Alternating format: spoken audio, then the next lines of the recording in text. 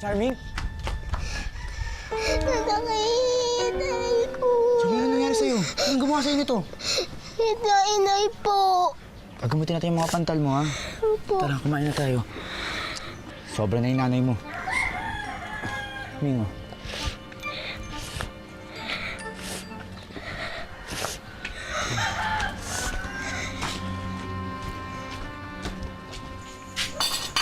Ate! Wala ka ng awa sa bata, ah. Punong-puno na nga ng bubog yung buong katawan niya. Ipinakagat mo pa sa langgam? Maaawa ako dyan kung anak ko yan. Kaso hindi eh. Malas na lang niya. Alam mo, talagang malas siya napuntahan niyang bahay. Dahil mga walang puso at kaluluwa lang ang pwedeng gumawa niyan sa kanya. Mas masaway pa sa hayop. Huwag mo akong pagsasalitaan ng ganyan, Inoy. Kung ang kuya mo nga hindi ako ginaganyan, ikaw pa. Ikaw pa napalamunin ko. Pareho lang naman kay Sampi dito eh. Palamunin akong palamunin. Pero wala ka pa rin karapatan para saktan si Charming. Alam mo, kung wala kayong balak mahalin yung bata, ibabalik ko na sa mga tunay niyang magulang. Kung saan mamahalin siya. Ano bang adas ng ate Aleli ko? Dahil hahanapin ko yung tunay na magulang ng bata. Mabuti pa nga na mabawas-bawasan ang mga malas dito. Sumama ka na rin, ha?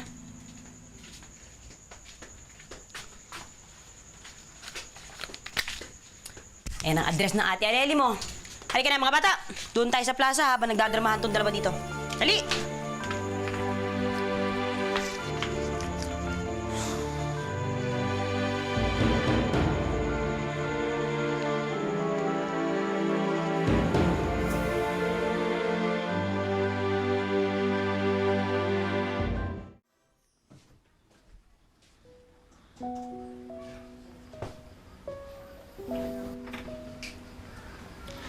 Kawawa naman ang pamangkin ko.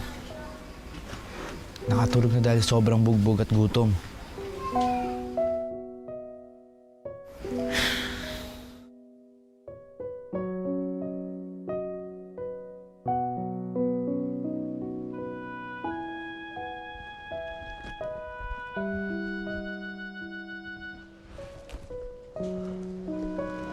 Di bale, Tito Inoy.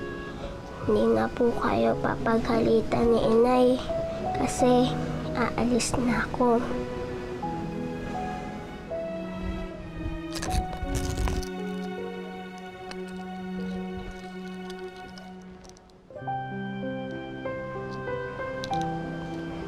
Kayo rin po, Tay. Iiwan ko na rin po kayo.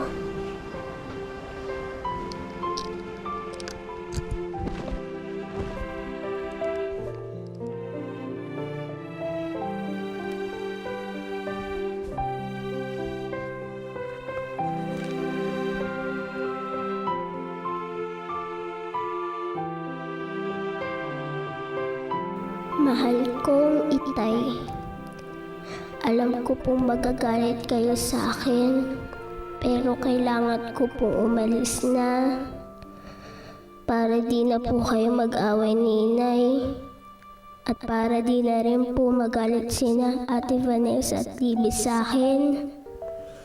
Hahanapin ko na po yung tunay kong nanay at tatay. At kahit di na po tayo magkita uli, nandito lang po kayo sa puso ko. Dahil kayo lang po ang nagmamahal sa akin. At kahit sinabi nilang pangit, malas, at pabigat, at ampun lang ako, alam ko pong si Charming ang espesyal sa buhay niyo. Babay, Tay. Mahal na mahal ko po kayo. Charming.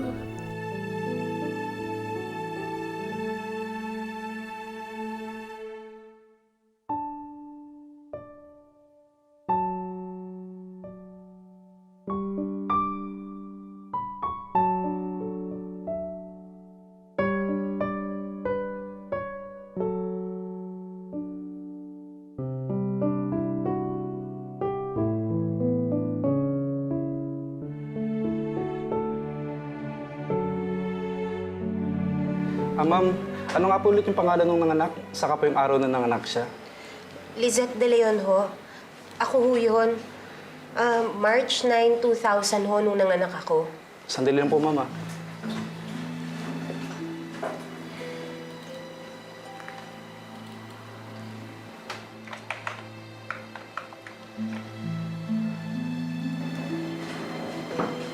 Ma'am, sorry po.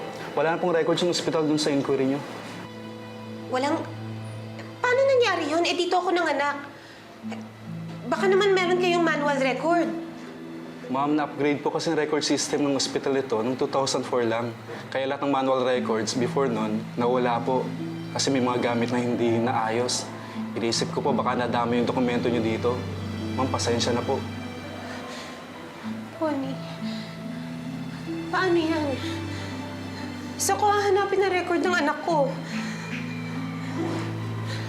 Wala na yata talaga akong pag-asang malaman pa ang totoo eh.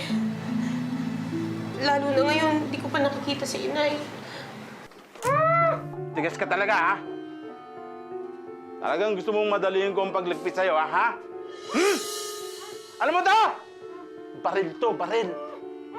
Patayin na kita! Ano?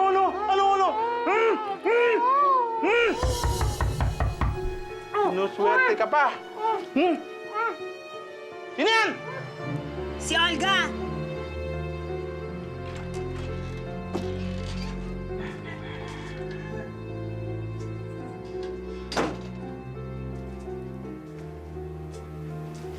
Eto ba yung sinasabi mo? Ba, mukhang sweetik talaga. Anong atrasan nito sa boss mo? Ewan ko.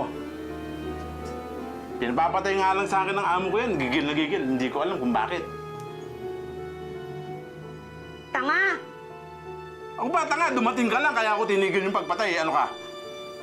Kasalanan ko pa ngayon, ha?